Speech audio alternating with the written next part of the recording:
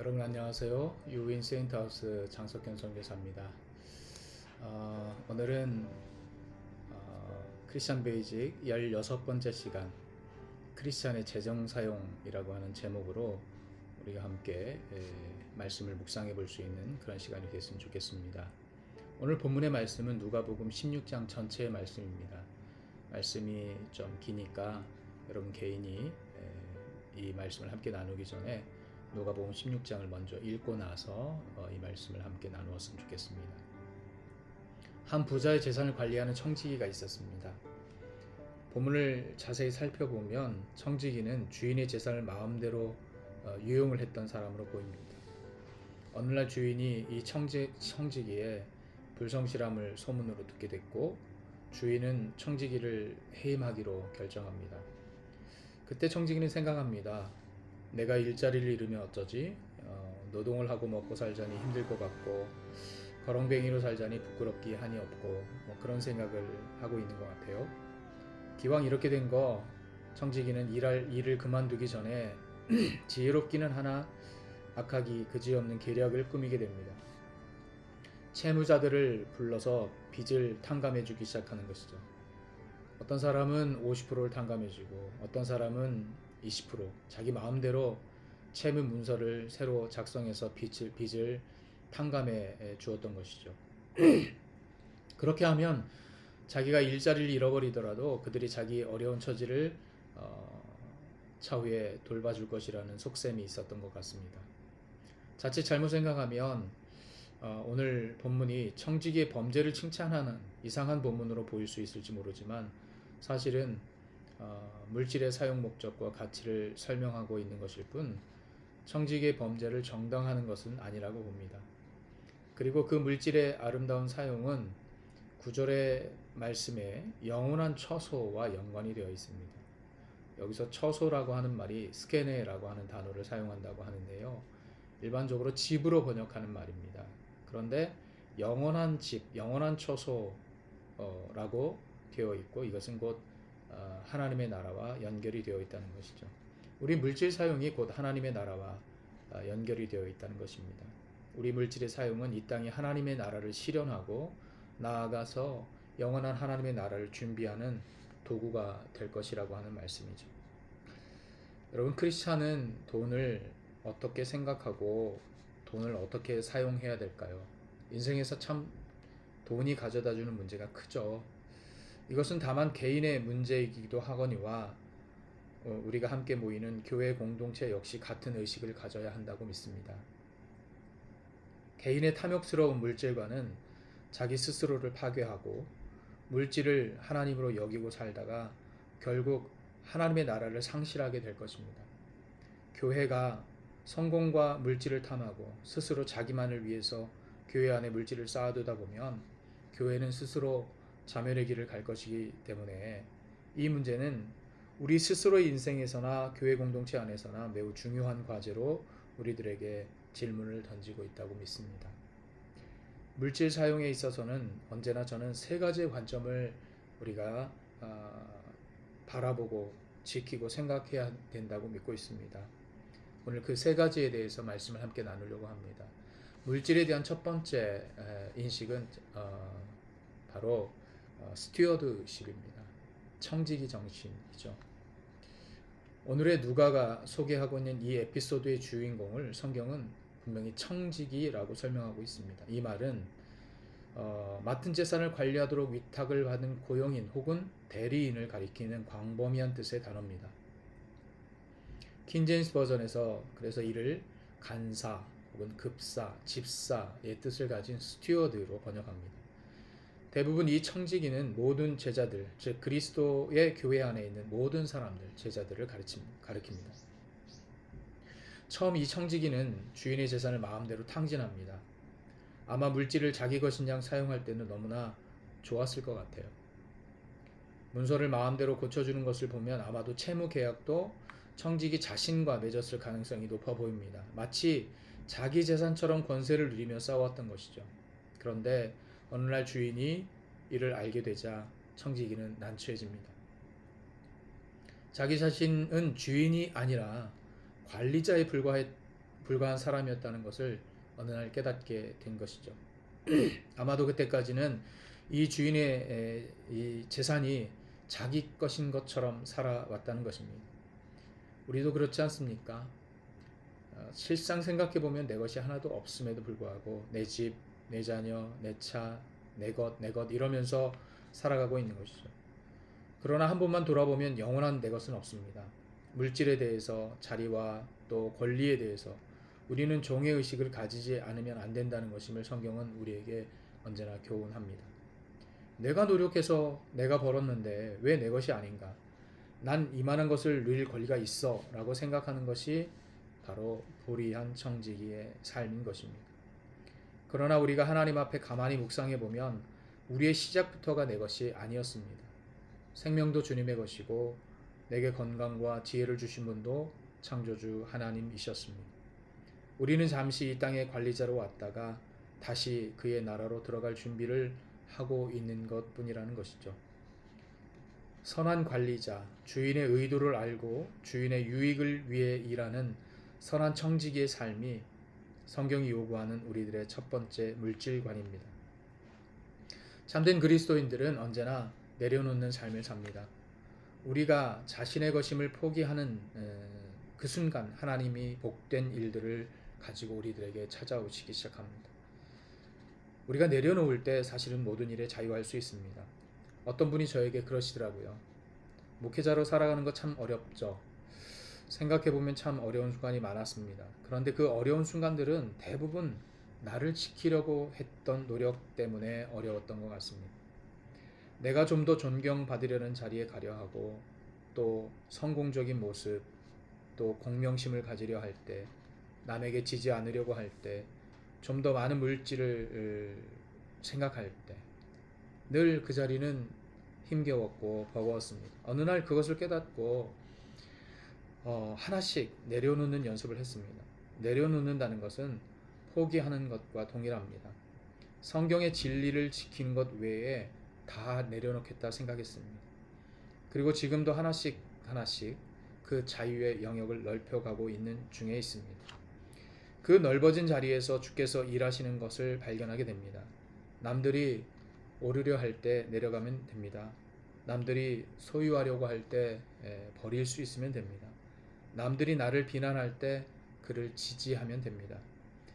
그 어느 것도 내 것이 없이 난 그저 청지기이기 때문에 그렇습니다. 제가 그렇다고 완성적인 청지기의 삶을 산다는 것은 아닙니다. 늘 자신을 돌아보고 하나씩 내려놓기를 포기하기를 시작하고 있다는 뜻입니다. 두 번째 물질에 대한 생각은 한계와 선택적인 가난이 필요합니다. 세상에 더 많이 소유하고 싶지 않은 사람이 어디 있겠습니까? 세상에 더 넓은 집에 살고 싶지 않은 사람이 어디 있겠어요? 세상에 더 값비싼 차와 보석을 싫어할 사람이 어디 있겠어요? 어느 날 저희 집에 귀한 손님이 찾아오셨어요. 존경하는 선배 목사님이셨습니다. 그분과 며칠을 함께 보내는 동안 제일 많이 자랑하며 들려주었던 말이 있어요. 그것은 바로 자기가 입고 있던 양복에 대한 이야기였습니다. 원단은 이태리 제고 우리나라에서 제일 유명한 양복점의 재단사가 재단한 양복이라고 하시더라고요. 양복 한 벌이 한 500여만 원 한다는 겁니다. 교회 성도가 섬기는 마음으로 자기를 위해서 지어 주었다고 하더군요. 뭐 그럴 수도 있습니다. 존경하고 사랑하는 담임 목사님 위해서 좋은 양복 한 벌 지어주고 싶으셨겠죠. 재단사인 그분의 마음은 참 아름다운 겁니다. 그리고 그 양복을 넙죽 받아 입은 목사님도 사실은 욕할 일도 아닙니다. 그러나 딱 거기까지죠. 500만 원짜리와 다른 사람이 입은 20만 원짜리 양복을 비교해 기죽일 일도 없고요. 그런 것들을 입고 다니는 자기에 대한 플러스 가치를 부여할 필요도 없다는 뜻입니다. 그러면 이미 양복의 마음을 빼앗긴 것입니다. 그 목사님이 500만 원짜리 양복을 입은 것이 잘못한 것이 아니고요. 500만 원짜리 양복에 그 마음을 뺏긴 것이 잘못된 것입니다. 재단사의 섬김과 수고에 대한 감사, 그것을 선물해 주신 주님께 감사, 거기까지인 것이죠. 500만 원짜리 양복을 입는다고 그의 가치가 500만 원이 올라가는 것은 아닐 겁니다. 입을 수는 있으나 거기에 더 가치를 두고 거기에 마음을 빼앗긴다면 그 목사님 스스로의 가치가 마이너스 500만 원이 된 것이죠. 수도사들에 대한 재밌는 이야기가 있습니다. 그들은 늘 같은 물건을 두 개를 소유하지 않았습니다. 또 두 개의 방을 가지지 않고 작은 셀이라고 하는 독방에서 생활을 했습니다. 검소하기 위해서라기보다는 많은 물건에 마음을 빼앗기지 않고 오직 주님을 섬기는 일에 집중하기 위해서 그렇게 했다는 것입니다. 수도사들은 본래 검은 옷을 역사적으로 먼저 입었다고 합니다. 그러다가 흰색의 옷을 입게 되었습니다. 그 이유는 단 한 가지입니다. 염색이라고 하는 지난한 노동의 수고를 덜고 그 시간과 에너지를 주를 위해서 쏟기 위함이었습니다. 그들이 소유하는 것에 대한 한계를 긋고 살았다는 것입니다. 가끔 TV에서 셀럽들을 소개하곤 합니다. 3억짜리 카펫, 2천만 원짜리 앵무새 집, 5천만 원짜리 금붕어 뭐 이런 것들을 자랑스럽게 소개하곤 하죠. 그리고 사람들은 부러움의 시선으로 그를 바라보고 박수를 칩니다.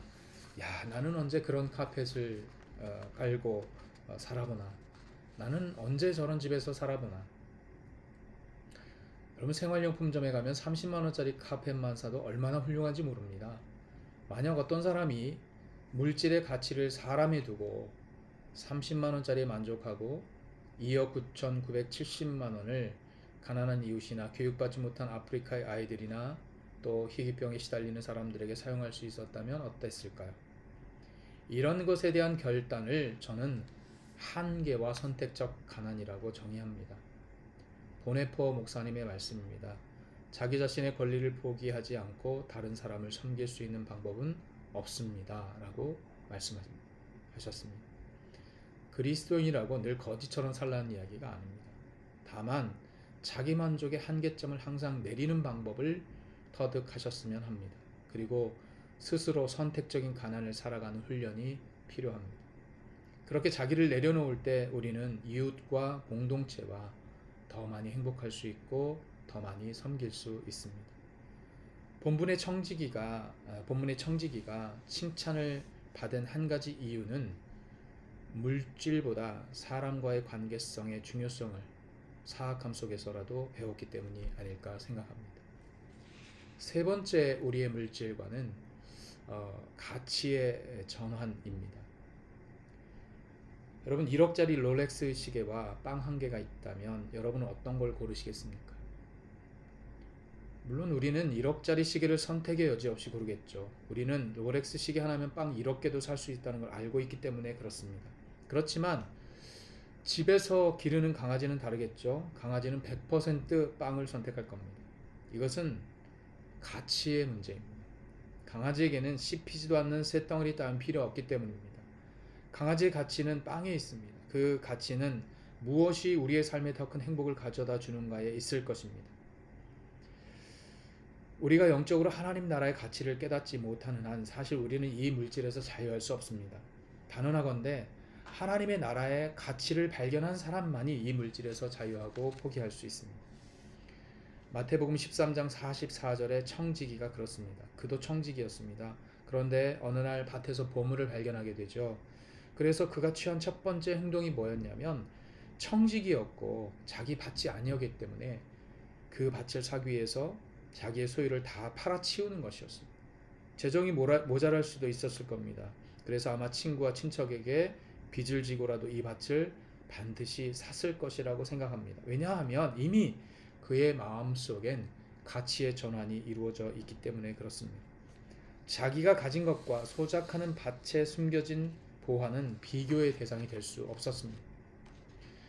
외국 여행을 떠나려면 우리는 환전이라고 하는 것을 해야 됩니다. 내 돈 100만 원을 현지화로 바꿔야 되죠. 현지에 가면 1000만 원이 있어도 아무런 가치가 없습니다. 우리는 늘 떠남을 준비해야 합니다. 일을 그만두고 떠나야 될 청지기처럼 말이죠.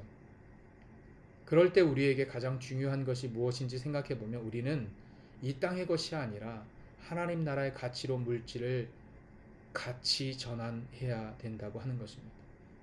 환전해야 되는 것이죠. 집 팔아 다 교회에 헌금하란 말이 결코 아닙니다. 이 말씀의 본문의 뜻도 그렇고요. 마태복음 13장 전체는 하나님의 나라에 대한 이야기입니다. 가끔 11조 무용론에 대한 이야기를 하시는 분들이 있으시죠. 율법적이고 구약적이고 여타의 많은 이유를 들고 있습니다. 11조가 성경적이냐? 저에게 이렇게 물어본다면 자신 있게 말하건대 그렇습니다. 11조는 산술적인 10분의 1의 의미가 아니에요. 구약의 법도 아니고요. 우리 삶의 전체가 나의 주님의 것이기에 내가 물질의 주인이 아님을 고백하는 신앙 고백의 가장 좋은 수단일 뿐입니다. 그러니 11조가 아니라 할 수 있다면 10의 5조라도 교회와 또 이웃을 위해서 섬길 수 있는, 그것이 우리 믿음이 추구해야 될 방향성이라고 하는 것이죠. 우리는 이런 훈련을 통해서 물질의 산술적 가치에서 하나님 나라의 가치로의 전환을 이루어가는 것입니다. 교회도 마찬가지입니다. 교회가 대리석 건물을 사람보다 귀하게 여기면 반드시 심판받습니다. 생각해 보세요. 교회에 다니는 사람들에게는 교회에 헌금을 하라고 하는데 교회가 세상을 향해서는 섬김이 없다. 이것은 뭔가 문제가 있지 않겠어요? 교회는 스스로 헌금을 강요하면서 교회 자신은 세상을 섬기는 일에 게으르다면 이 일을 하나님께서 어떻게 평가하실까요? 하나님 나라의 보편적인 교회가 아니라 개교회주의로 나가고요. 우리 교회가 커야 되고 우리 교회 사람 많이 모여야 되고 우리 것이 더 좋은 것이어야 한다는 인식에 빠지는 순간 이미 교회는 타락한 것입니다. 그들은 청지기 의식을 잃은 것이고 자기 마음대로 주인의 재물을 탕진하는 어리석은 청지기에 불과합니다. 오늘날 하나님께서 그 일자리를 내려놓으라고 할 것입니다. 교회 공동체가 할 일은 형식적인 사회복지를 하는 일이 아닙니다. 그리스도인의 삶 전체가 청지기의 삶으로 전환되고 가치가 전환되고 자기 소비 한계를 결정하지 않는 한 우리는 계속 타락하고 또 조직을 운영하기 위해서 생명을 잃어버리는 교회가 되어갈 것이기 때문에 그렇습니다. 우리는 대량 생산, 대량 소비, 부의 편중, 인간 가치의 실종의 시대를 살고 있습니다. 한 사람의 그리스도인으로서 무엇이 우리 내면에서 혁명적으로 변화되어야 될지를 신중히 발견하고 제자로서 훈련의 길을 가야 될 때라고 생각합니다. 여러분 한 주간 동안 그동안 우리의 물질관이 어떠했는지 돌아보고 제자의 삶을 회복할 수 있는 복된 한 주가 되시기를 주의 이름으로 검회합니다. 감사합니다. 추운 날씨에 건강하시고 코로나로부터 또 이 역병으로부터 우리의 묶임이 속히 풀릴 수 있기를 기도합니다. 감사합니다.